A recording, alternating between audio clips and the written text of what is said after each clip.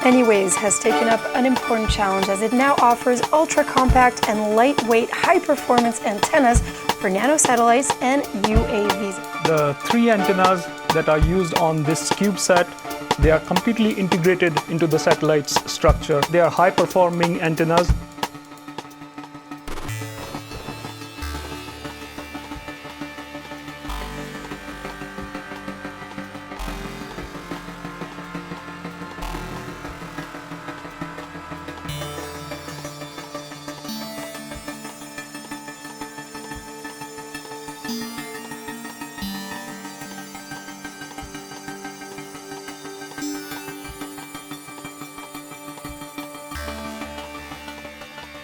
Inexpensive way, then this is the best way to do it. And in fact, more and more people are using the CubeSat.